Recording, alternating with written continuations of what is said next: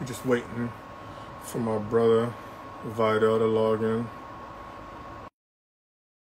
Thank everybody for tuning in. What's up, OP? You know, we waiting for that boy Vidal to log in with us. You know, we're gonna put him on the hot seat a little bit. But you know, I want to thank everybody, you know, for tuning in with us today. You know, the shirt is dope. Get your merch, you know. Definitely get your merch. We coming with the new colors, you know.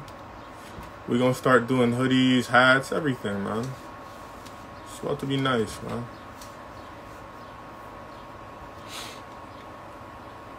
But, you know, we waiting for Vi to log in, you know, so we can get to it, you know. Thanking everybody, you know, for tuning in to the Hip Hop Hoops IG Live edition. You feel me? We gonna wait for Vi to tune in, man. Vi, where you at? Tap in, Vi. Young Slim, what's up, baby? Get your merch, man. Get your merch. Let's see where Vi at. You know, we gonna wait for Vi to tap in. You heard?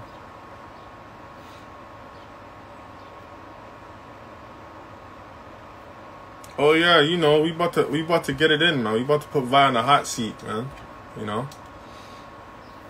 Jay Reed, what's up, baby? You know, we waiting for Vi, man. Vi gonna tap in soon, so just chill. He coming. He coming, huh? We gonna put him on the hot seat, man. We gonna talk about, you know. Reed, you were there, so you know. Slim, you were there, you know. You feel me? You already know, brother. Congratulations, man, again on your daughter, man. Getting that Division I scholarship, man. That's just amazing. That's just absolutely amazing. I can't wait to see the rest of her journey, man. You know? It's gonna be a real good thing.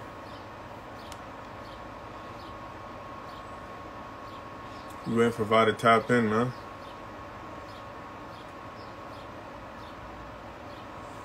You know?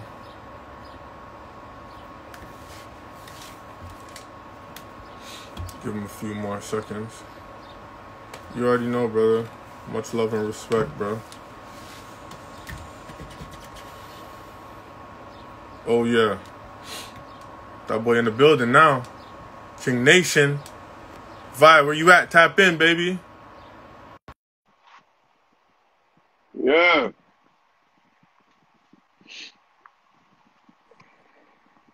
Hey. Vi, what's up, man? Bro, you just hopped out the shower, bro. Just hopped out the shower, man. I had to get the kids fed, showered, and then hustle and bustle and do all this because, I mean, they'll probably go to bed while we're on this call. So, Yo, where you at? In the A right now? Yeah, I was actually on my way back to Toronto right before the whole lockdown happened, and then kind of just got stuck down here. So we just, you know, we just kind of kept it, you know. It is what it is, man. It was like, you know, for about 2 weeks, it was like, do we fly back? You know, do we drive back? Where should we stay in the event that something happens? Yeah. It's like we have more space here, man. With 5 kids, it's like we need just space. Exactly, man. That's what's driving my daughter crazy, man, because she's just in the house and she's with her mom in the condo all day. So it's better she's at my house, more space. She has a yard and all that stuff to run around and play, so it's better. How are you, man? I'm good, man. You know, just maintaining, man. Just staying out of the way, quarantining, staying in the house, man. You know, and that's about it, brother. This lockdown stuff is nuts, man. It is, brother. It is. I'm just hoping, God willing, all this will end, man. We can get back to, the normal life of living. It's getting kind of I don't want to say old, but it's getting kind of old. You know, it's starting to, let me plug this in real quick. Here. Hold on.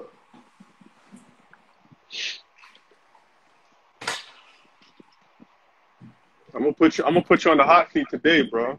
The hot seat.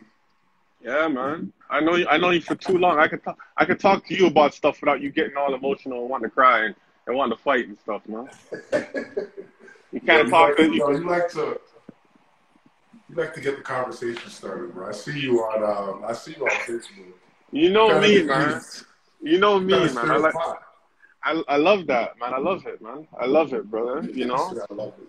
We gonna get it started though, man. I known you for a long time, and I met you. I want to say a power camp with Donovan in those days, right? Was it power camp? Probably were, yeah. At West Toronto, or like. Yeah, it was around that time, but yeah, it was around that time. You, Cairo, and I met Akil, you know, when I started coming around.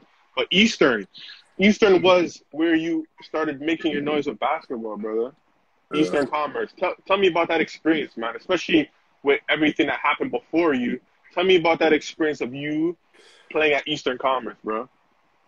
Probably the best experience. Well, I won't say best, but probably the most impactful. Just in terms of changing the course of my life, right? Like, I probably still would have got a scholarship in some sport because I was pretty athletic. And at some point, especially when you're a senior, they start trying to find you, right? So, when you're a bit younger, you're kind of scrambling and you're trying to find opportunity. But as you get to your senior year, coaches at that point, know they got to go find this crop of kids.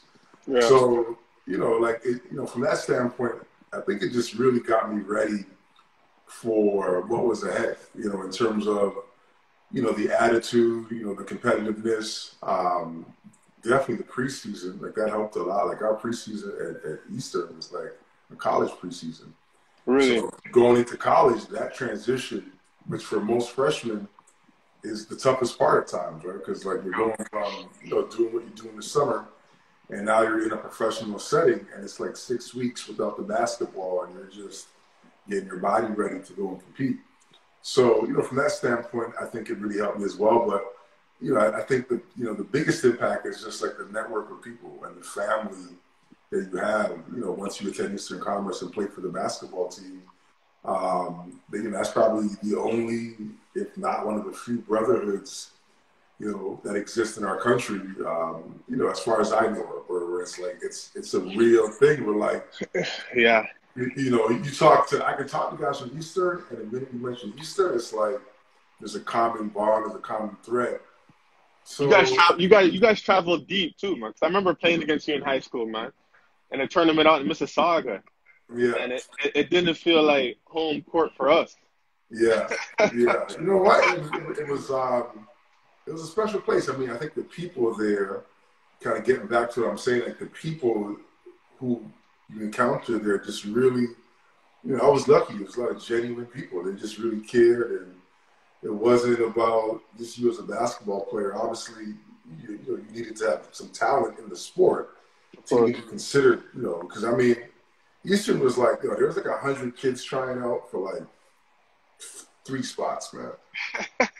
It was insane. So it was like, it was more than basketball. Once you made the team, or once you were around the coaches and the alumni, once you were kind of in the family, you started just meeting all the old heads, and all the OGs would come back. And, Thursday nights were crazy. You had Mark Hunt. You had guys from Bathurst that would come over. It was at one point probably the best basketball in the city, right? So, to come up under that's kind of your pedigree, right? Would you consider Eastern the best program? This is kind of some of the argument I had, on Facebook. Would you consider it the best program in the city? Well, you saw how quickly I exited that whole, debate, right? Because it was like, I'm not, like basketball wasn't my thing. I kind of, fell into it, so to speak, and then, started to, fall in love with it a bit later. So, like, I don't know, like, the teams from the 50s, 60s, 70s, 80s. Like, I'm like Yeah, 90. I'm like 95, 96. yeah. So anything before that is tough for me to speak on. But Me neither. again, if I'm looking at tradition, you know, if I'm looking at championships, if I'm looking at the blend of what makes Eastern Conference special, the people, the alumni, the success on the court, what the people from the, you know, from the program have gone on to do in basketball at various levels, whether it be coaching, whether it be playing, you know, whether it be starting programs or you know, anything in terms of initiative that a lot of the alumni are now involved in. Again, I think all that speaks to, you know, what we took out of that building. So, you know, when you mix all that in with the 6, 7, 8, 9, 10 championships with like a 5-year span of like not losing, of having like, again, that, I think at one point like our national team had like the alumni list from Eastern that played for Team Canada was ridiculous. Ridiculous. It's ridiculous. So I mean, yeah, I mean, as far as I know, you know, it's the best. I can't argue with you. I can't argue with that, man. I definitely can't. What about as far as AAU, man? Like, you know, it wasn't all just Eastern how you got your scholarship, you know. You how was the AAU scene for you? Yeah, I know, but you know, I would love for a lot of the kids to know. Bro, I've told these stories, and yo, real shit, Nick. I've had people hit me about making some of the stories into a movie. Yo, 100%.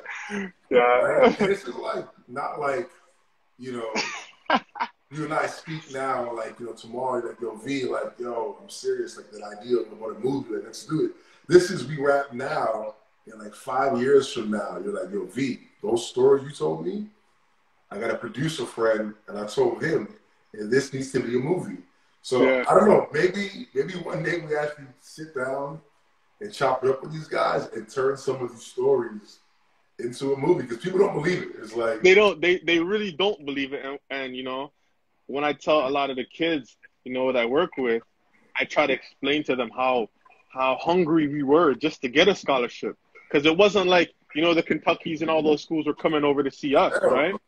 We had to go over there to see them, right? So, you know, when I tell them that, it's like, oh, we don't believe that you're in a, you know, a 12-seater and you had 20 guys driving 18 hours. Yeah, bro. It was that serious. Why would you put yourself through that?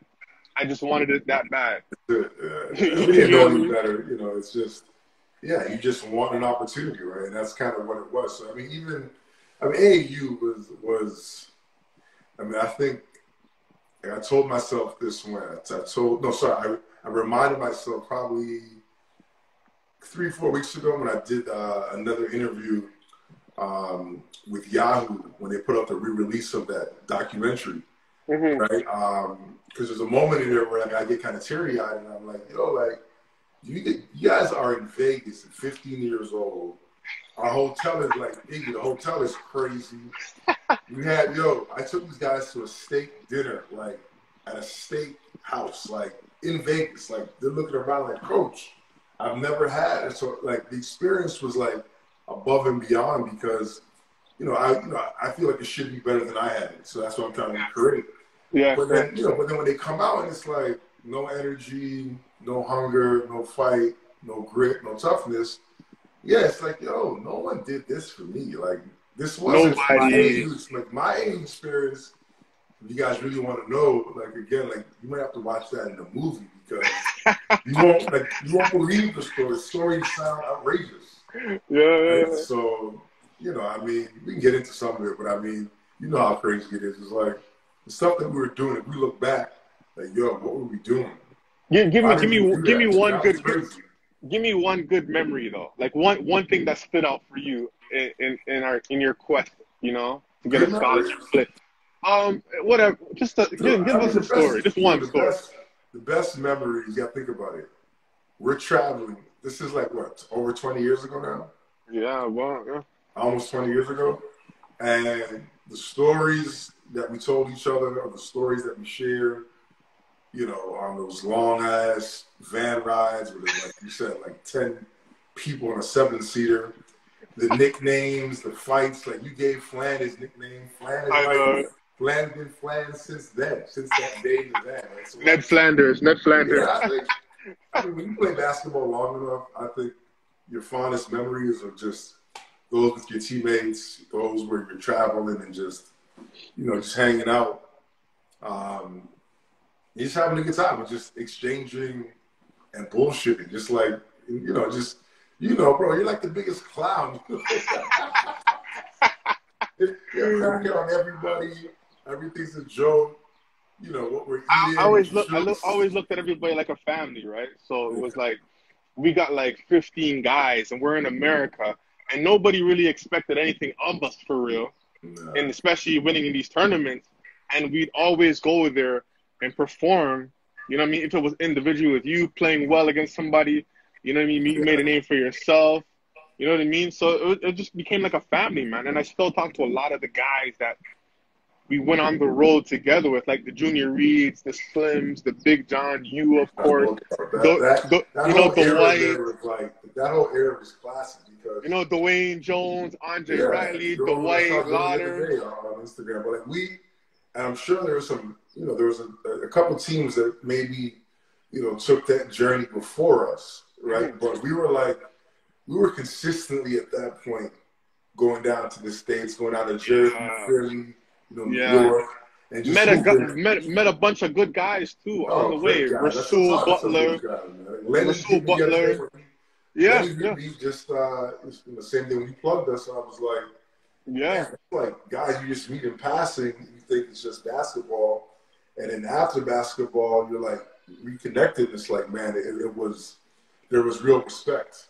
Exactly. About basketball. So when I was talking to Leonard, he was like, "Yo, like." When I posted him saying that we're going to chop it up today, he was like, yo, that's my guy. I'm about to message him right away. I was like, yo, we still kick it. Like, we still talk often. He's doing well. Hit him up. And he hit you up right away. Crazy, there's a lot of guys like that just you, in passing, hooped against or with or whatever, but then years later, there's just mad respect because, and that's all you really want, right? So, I mean, looking back, it's like, you just want to be respected. That's it. Absolutely. Okay, so when you made your college's choice and decision, man, tell me about how that went about, man. Because honestly, I thought you were better than that school, but so I was a little disappointed when I actually heard you made that choice. I was like, why go there? But explain, what? No, you probably should have said something because you probably knew more than I did. So remember, I don't know nothing about the whole thing back then. I don't know about levels and me, I was a geek. I was so into all those things. You were into it. Kyra was into it and knew about the level of play and the conferences and all that. Yeah. For me, it wasn't about that. It was just basketball and where was I the most comfortable, right? So, so back then, I mean, they paid a home visit. It was either Rutgers, which is really where I wanted to go. It was Rutgers, Seton Hall. And the Big East, too. St. Bonaventure or Connecticut. Right, and Connecticut kind of scared me. It was like, whoa, I just didn't know the level, right? I just didn't know, that was it. Today's Monday, Friday night, Saturday night. I think me and Skinny, Colin Charles, were just chopping it up, and it was like, yo, if we're looking back to when we were hooping, and you're being recruited by like the Big East schools, and I got Big East schools, and like. Maybe you knew what that was. I had no idea what that meant. I definitely There's no barometer to like if the school were now in this chair, if I got kids who are being recruited by Big East schools, I know right away, dude, you're at a whole nother level, right? In terms of, in terms of where the game was at. Like back then, if you're in the Big East, dude, that's the biggest platform there is, right? But the decision really came down to Coach took a home visit, and this goes to show you how ignorant we were. Because I had no information. The internet back then wasn't really the internet. No. My mom doesn't know nothing about this. My brother don't know nothing about this. And my mom was really impressed by Coach Barron, and he gave her tons of compliments on her food. Oh, you were Baron. You were. It I was wasn't. Baron. It wasn't Bredikov. Bredikov No, it came in. was. It was. No, it was. It was. Remember, we tried to bring you in. Yeah. And that was going into my senior year because Coach P Okay. had Yeah. left. So senior Right? year, So, Bredikov came in for your senior year. yeah. Okay. So, Okay. yeah, but there was no process. It was just like, where do you want to go? And then it was like, I guess Roy did his thing or spoke to someone or whatever, and then it was like Flan was in the mix. It was like, shit, that makes it easier. Flan's going. Now I can't go wrong. I got my best friend at least. Like, I got a homeboy here. Yo, We both have fun together, so. Flan could say something that a lot of people can't say. Yo, you played big time basketball, bro. Like, you got a scholarship to a major division one school. A lot of guys can't say that, Yo, you know what? Like, he regrets it. He thought he should have went somewhere lower. Maybe he just hooped and balled, but whatever. I mean, bro, you got a full ride to a major division one. You got your schooling paid for, like. And we were good. Like, shit, like, we were good. It wasn't like we were like, I went to St. Bonaventure and it was like 4 years of losing. It was no, we completely turned that thing around. I watched and it was really the guys that were there ahead of me, Tim, Shandu, Sai. Like, there was a whole class that kind of got it going. And then when he came in, we had a pretty good freshman class. And then we got Marcus after some of those guys left. But it was Marcus was nice. Marcus was an animal. Marcus Green was nice. He was real nice. Yeah. He's a different. That's a whole different animal, man. I've never seen someone that small dominate the game.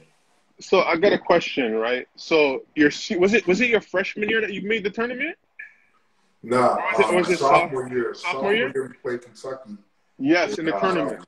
In double overtime and lost by like. Yeah, I remember that game. Jamal was over there.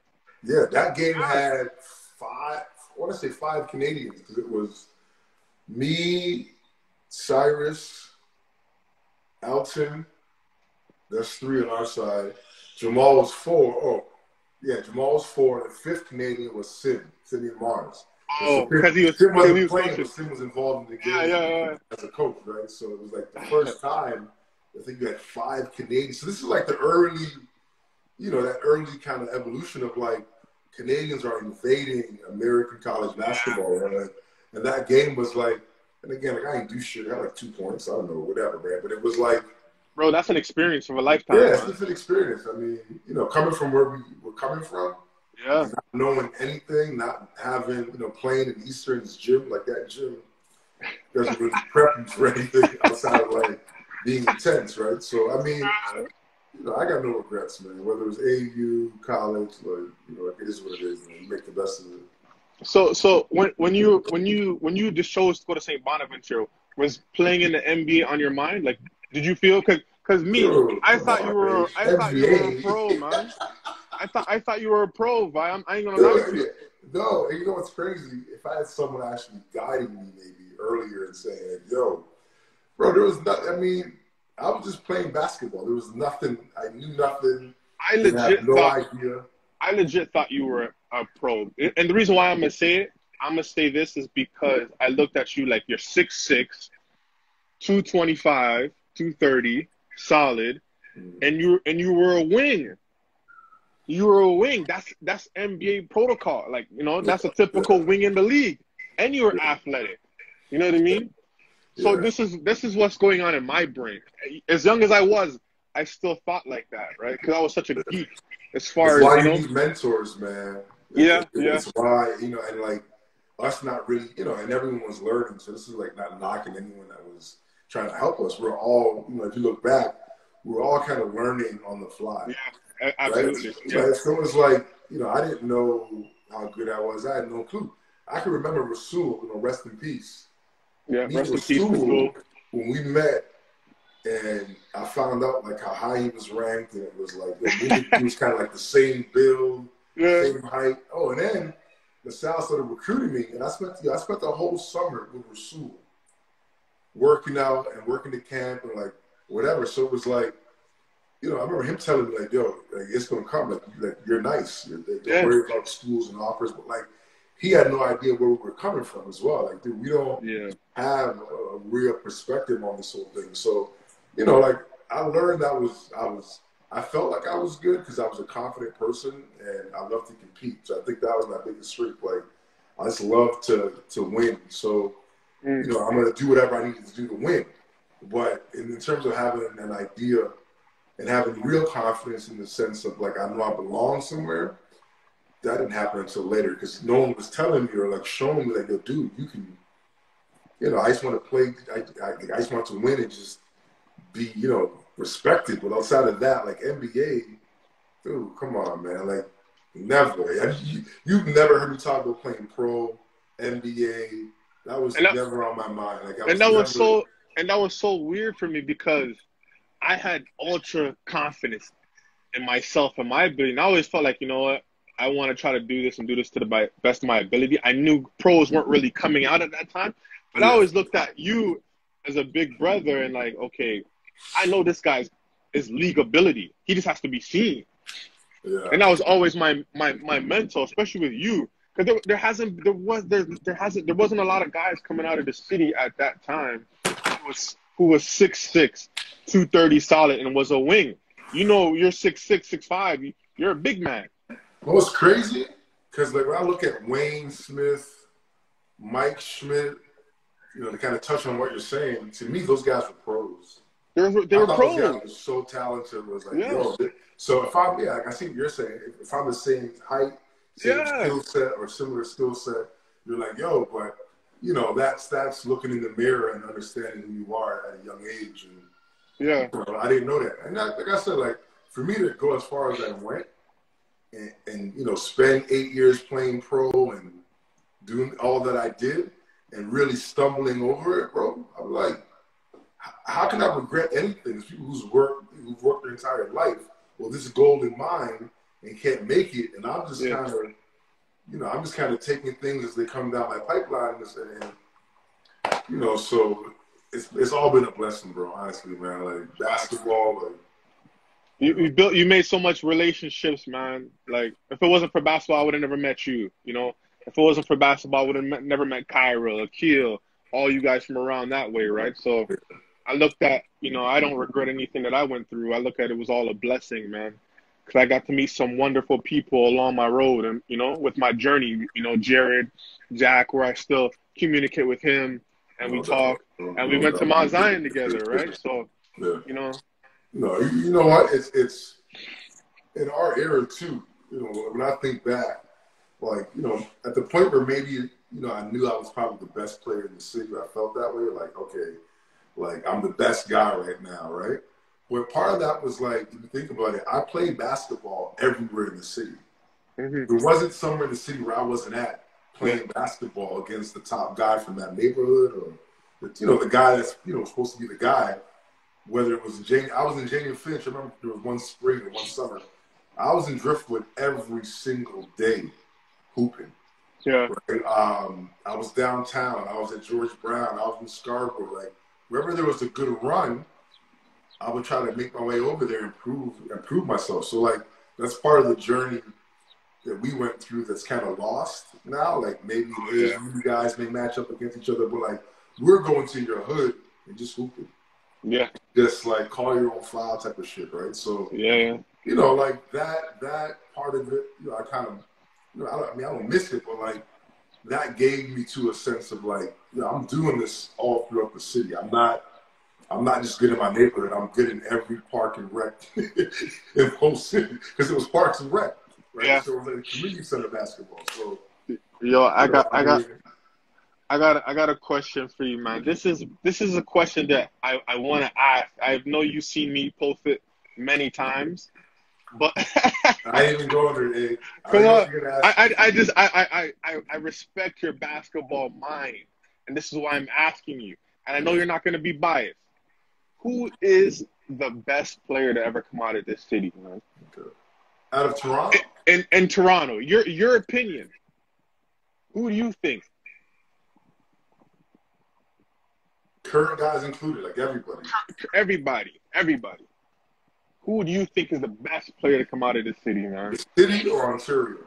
Um, let's keep GTA. Let's just say GTA. because we got so much. We didn't got to go Jamal out. Murray. Well, hold on. So like, Jamal Murray is included Ooh, or okay, excluded? okay, okay. I see Like what you're saying. Shades from Hamilton. Is he included or excluded? No, we'll include those guys. We'll include, but I want to. You know what? Yo, Sweets, Yeah. leave me alone, bro. This dude, man, Sweets. Sweets, You've been what's on me up? since college, Sweets. Pause. Yo, who is the best? Let's say, okay, let's say Ontario, man. Let's say Ontario. They say Ontario. Let's go Ontario. You're a basketball mind. I respect your basketball mind, man. You know, we got the Phil Dixons. You know, obviously we got your boys. So Phil Dixon, I never saw play. I never seen him play. That was the only guy I never played against. He's the only guy. Have you ever matched up against Bobby Allen? No, Bobby either. Sorry, no. He's tough. No. I've seen him. I've seen him play. I heard Bobby might be the best ever. Yeah, I heard that.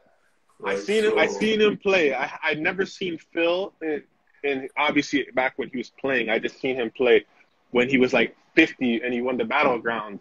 If I had played Battleground that first year, I probably would have saw Phil. But that first year, I wasn't home. But okay, to answer the question,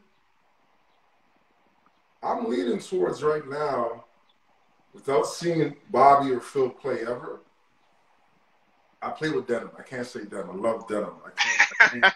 I can't say Denham, guys. I love Denham. That's my dog. I can't say Denham just because I can't take away from what Jamal Murray's doing in the NBA, to be honest. So I think, Murray, with him being on the verge of being an all-star this season, on a Nuggets team that can possibly fight for the Western Conference Championship, it's tough to take away anything someone's doing at that level. Like, whether it be Phil, whether it be Denham, like, those guys did some amazing things in their day, but it's tough to kind of not consider what Jamal's doing at the highest level. So for me, he'd be the best player. Like, he's put up huge numbers on the biggest stage. He's athletic. He can shoot. He's everything. Like, he's nothing he can't do. And he's young. Like, by the time it's all said and done, if he, turns out to be a perennial all-star and breaks records in threes or, whatever it is, it's going to be tough to argue that he's not the greatest player from our province because no one else is going to have that, right? So it's all going to be legacy, which is huge. But I can't take away. You know what? I have too much respect for what people do, like in terms of like whether it's basketball, whether it's the arts, whether it's the corporate world. Like when you do something and you succeed at the highest level, I gotta respect that. It's tough for me to chip away at that and then give more credit to other things other guys have done on a lesser level, if that makes sense. So I gotta go with Jamal. I have a quick story. I remember I never seen Phil play. I never seen Phil play except when the Battlegrounds time. I was at St. Augustine. Remember St. Augustine Prep in Jersey? Yeah. So I can't remember if you were there with us or not. But I remember we were watching Al Harrington and those guys play. St. Pat's were playing Mount Zion, and Corey Hightower was out there. And he was nasty. I remember that. He was nasty. You remember all the names, man. And you I was so into those things, man. But I was sitting, and the gym was packed, and it was me, Ro, and then there was this guy sitting next to me. And the game is crazy. You got Samuel Dellenberg, Al Harrington. These guys are all pros.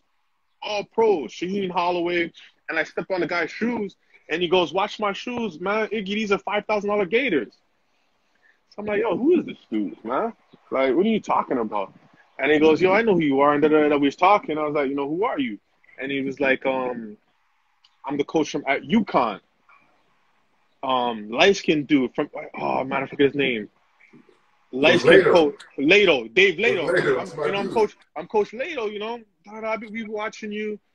And then he goes, he goes, I'm gonna give you a little history lesson. You know who Phil Dixon is?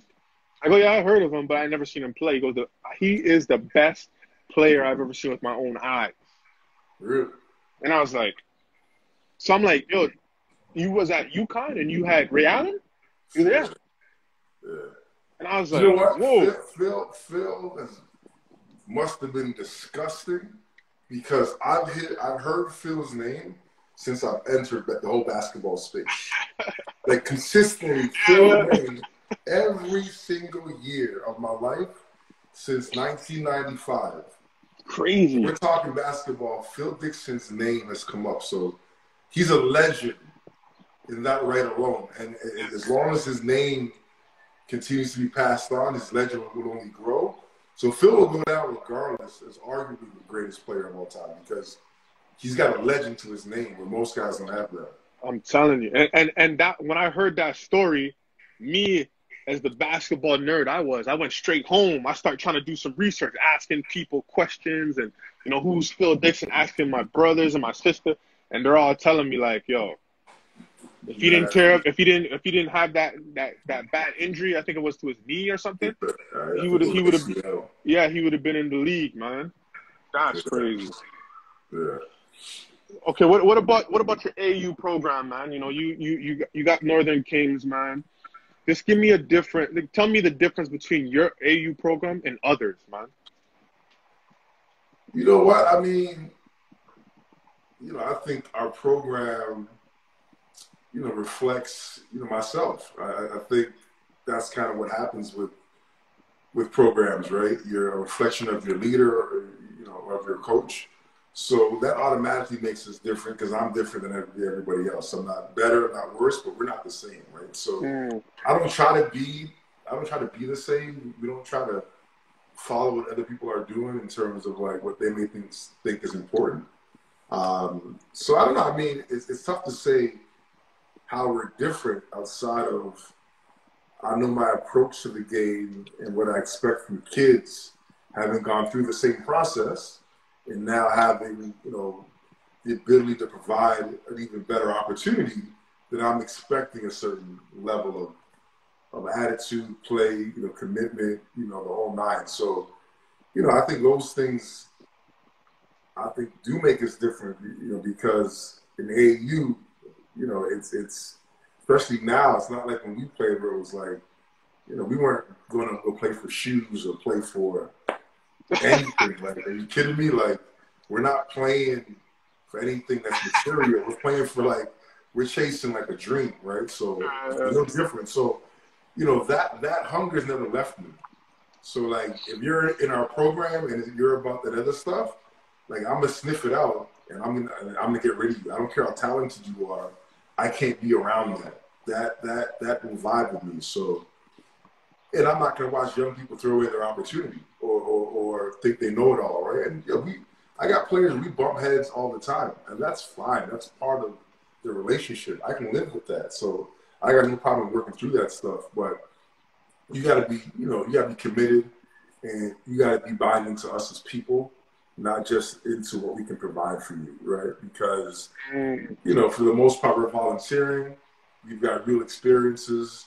You've got things to pass on. I tell parents all the time, if you're looking at, I studied business in college, but I also studied business in high school. I've always been attracted to business. And remember, one of the first things I learned about business is information has value. Like information, just the actual information has tremendous value in any business. So I think that gets lost in basketball, where maybe the information piece of it isn't seen as, something of true value, and it's more about some of the other stuff that's more tangible, right? So I know my information is it's, you get information from the highest level, and I'm still learning, but I'm passing on things that I know when I was your age, I did not know.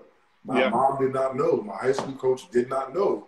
And I'm not telling you now, I'm speaking from the pulpit where I know everything. I'm telling you, this is something, if you know now, it's going to help you out a whole lot, because learning this, when I learned, it hurt me. It was real too late, right? So, that's our culture. And I don't And, you know, now it's grown. So we got like 400 kids in the program. We got, I don't know, 50, 60 coaches, managers, administrators. And now you're getting all these opinions. You're getting all these people collaborating, which is great. But my job is to make sure we don't lose our culture. And that is, you know, that's something that I don't want to give up, because if this turns into where, you know, I'm working for the kids or I'm working for the parents, or it's like I got to answer to, like, you know, every mom or dad who thinks they know what I should be doing, then it becomes no fun, and I don't want to do it. Yeah. Right? So, you know, part of but just being real, like, part of what we talked about earlier is like my journey. You know, I've been so blessed, like, thank God, like, I've tripped into opportunities.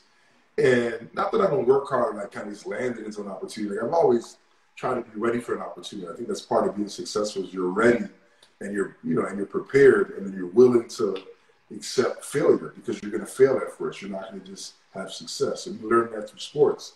But, you know, I'm not doing this where it's not fun. Basketball is fun. That's why I'm involved in it. That's why I get my free time. That's why I spend time away from my family.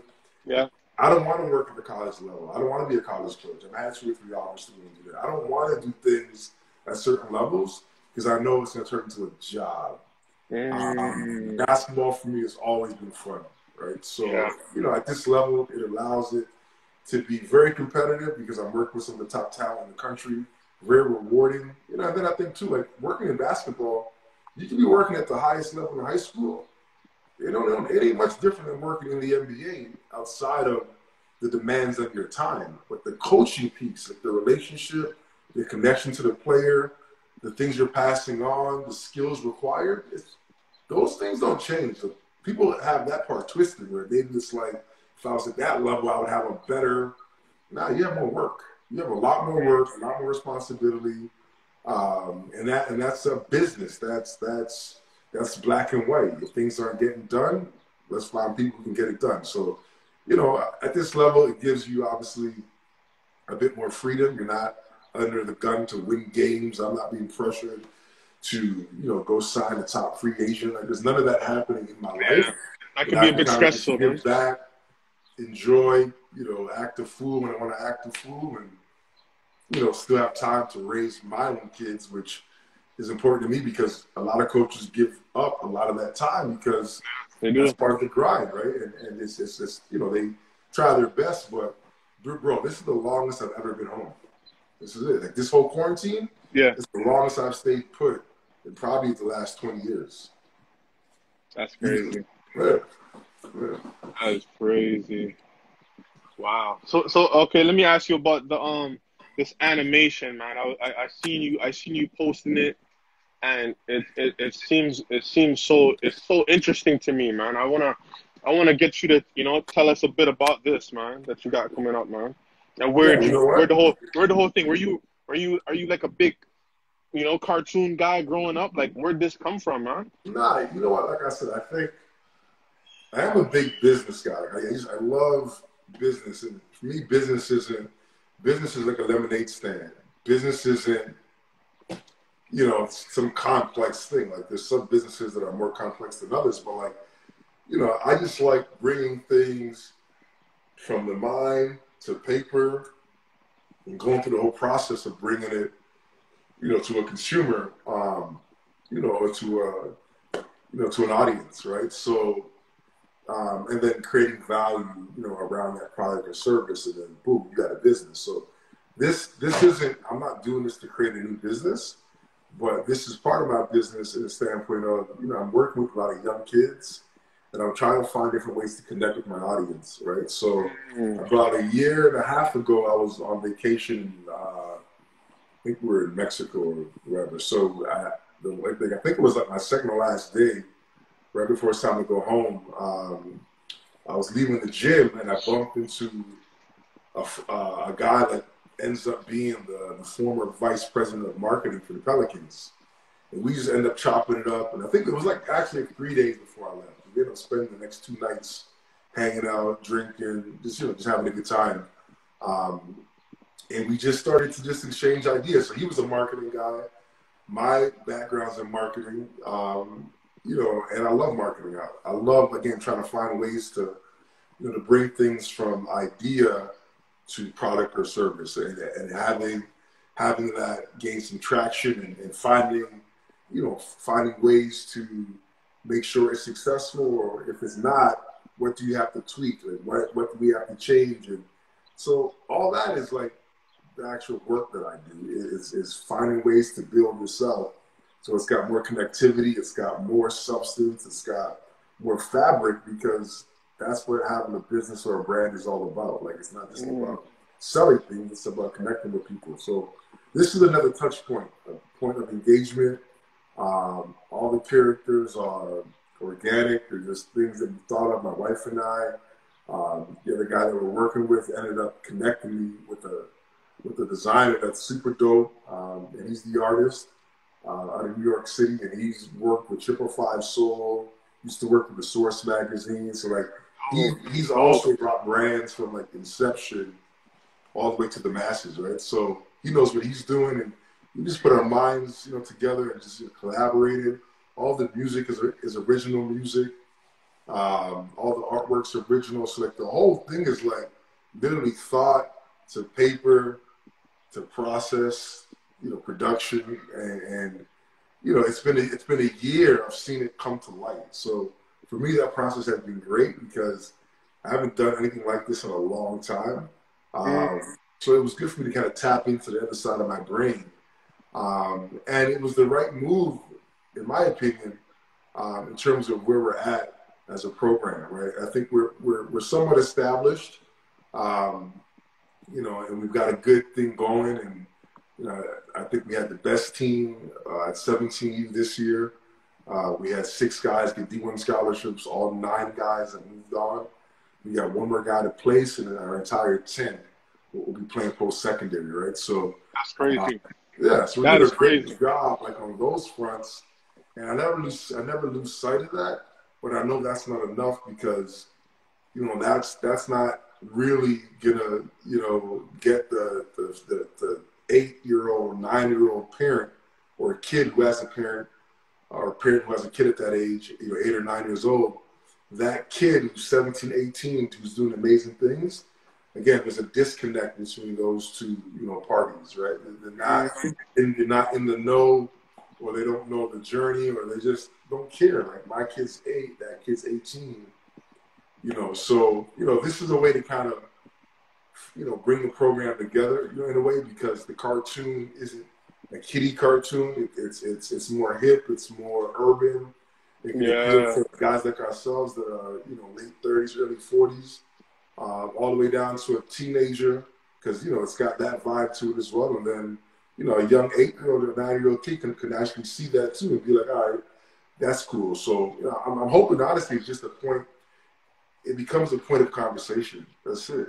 And if we're talking about animation and kids are enjoying it, and, you know, there's going to be, once it's out, there's a math element to it, and there's like a problem solving element, right? So what we're actually doing is teaching basic math skills and life skills, so problem solving skills, through basketball, and using the 1, the 2, the 3, the 4, the 5, plus the coach, to kind of demonstrate that. So, you know, it's going to be something that we use to kind of just, again, engage our audience, attract new audiences, and also help our sponsors, because you probably saw a bit of it with some product placement, like the ads and the banners and whatnot. But eventually, that whole thing, from their outfits and their, you know, and their apparel, to their shoes, to the water, to anything they're doing in there, is all going to be sponsored. It's crazy, because the character, I was seeing it, and I was just seeing it go by on social media or whatnot, on Facebook, and then I seen the character Jazzy, and that popped out to me, because that's obviously my daughter's name. And then you tell me that's your son's name, right? Yeah, so my twins, I got 5 kids. My eldest is 17. My other boy's 13. My youngest daughter's 3. And my twin boys are 2. So, you know, my wife's into music, so all of our younger kids all have musical names.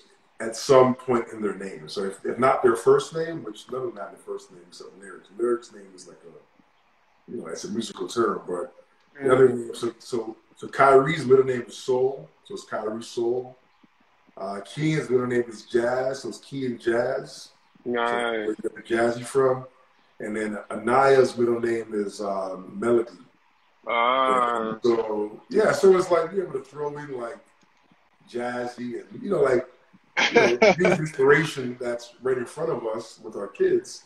But like the whole thing just kind of makes it cool because when it's all said and done, what I find exciting is, man, like to have an idea and then to layer it with like music.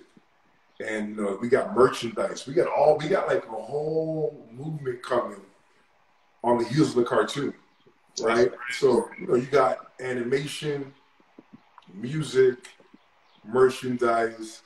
Like we're really trying to expand our brand. So that's kind of the long and short of it. But definitely something that I can see myself. Like, we'll continue building out the series. Probably for like 4 or 5 years, God willing. Like we'll build it out to where we can actually add more characters in.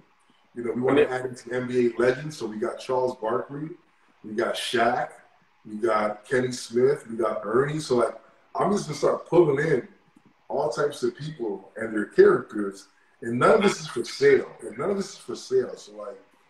We gotta put Jazzy in there, man. You gotta put my daughter in there, man. I'll try, man. I got like 5 characters to work on. Some of our former players want characters, and but you know what? Like it's cool, man. Like it's just like that is amazing. It's like that kid in all of us. We're like, as the older you get, you're trying to reconnect with your childhood. Yeah. On some level, not like you want to be a kid, but like. Whether it be in us wearing, what we wear, or like you don't gotta feel old because you're old or think you're old. Like you can be young and hip and be cool for as long as you want. I mean, I'm not trying to feel like I gotta look a certain way or be a certain way at a certain age. Outside of me being responsible, I'm gonna try to be a kid as long as I can, man. Facts, man. So I remember you you were saying about all the guys that went Division I from your program. You said you got 9, right? No, all together we're like at I think like 70. No, I'm saying this year. This year we have 6 kids right now with signed scholarships. Okay, and you said you have 1 more to place, right? We're hoping to place 1 more. We have 1 more guy to place at some level. We're all 10 and then move on. So we have 6 D1s.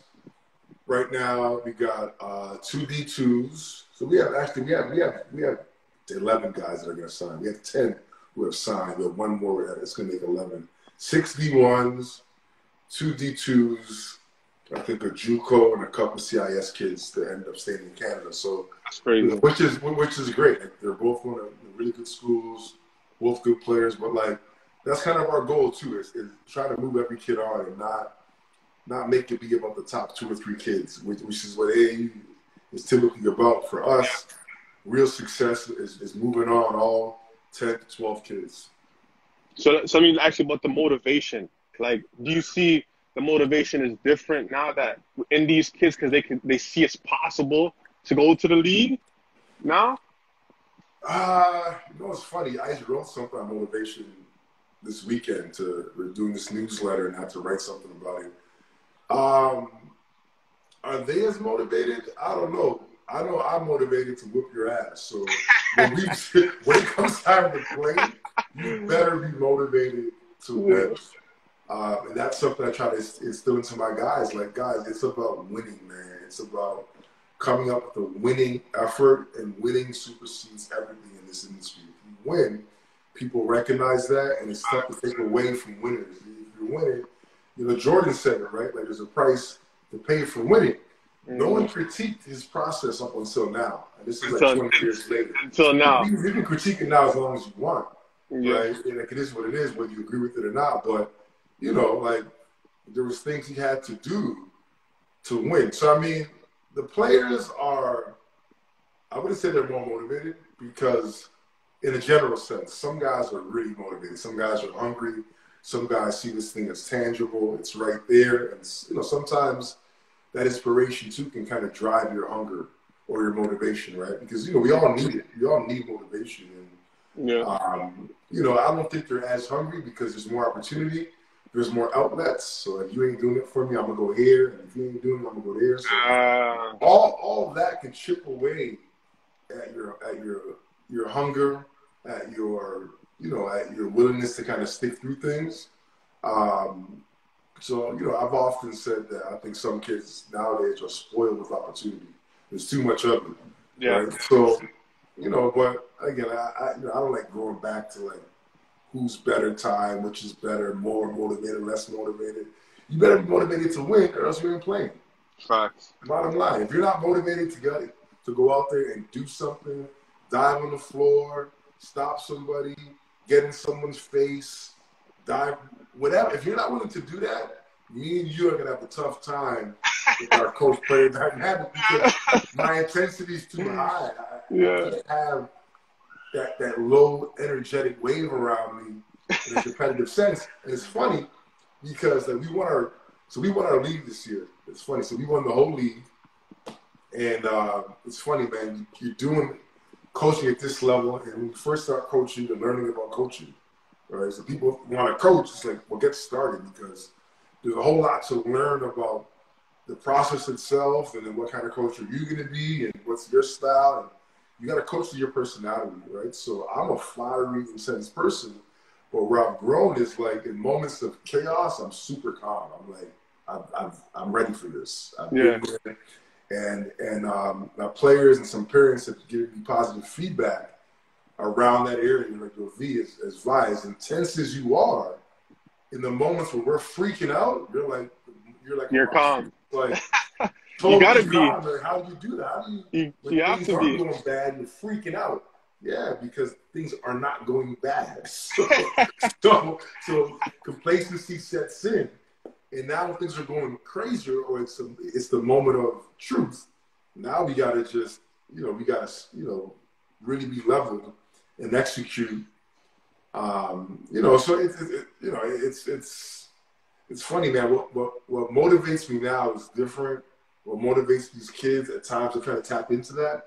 Like, what is motivating you, right? Like, and to be honest, like that, this whole motivation piece, the fact that I wrote about it, and watching the whole Last Dance, and the reason I'm writing about it is that's kind of my one takeaway, or not takeaways, a bunch of takeaways, but the one question that kind of just kept ringing in my mind was like, what motivated this guy? And the reason that was gonna be my next question for you is, your takeaway from the Last Dance, man.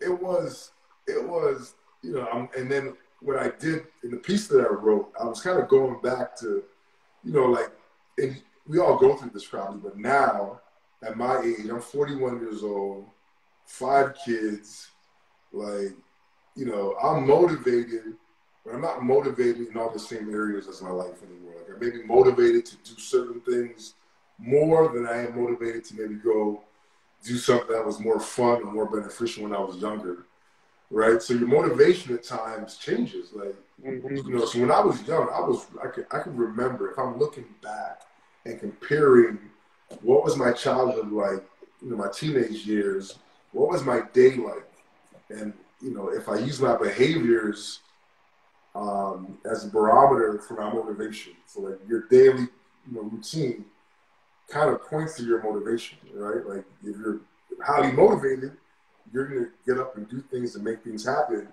If you say you're highly motivated and there's no action, you're probably lying to yourself, right? So if I look back and look at, when we're, rocking with each other and traveling and all that, my day-to-day was ridiculous. Like, my workout routine was guys don't like working out with me. They're like, fine, you're OD. You're doing too much. But I'm like, that's how I worked out. Yeah. I was on the sand at the beach running, doing slides. I was at the hills. Bro, I was running to destinations downtown. I didn't walk. I would run. I would just jog, or I would bike it. There's a man I met, random shit, bro. There's a man I met. trying to think where I met him, but it was like in a random place, like a bank or like a restaurant. And Yo, he knew me.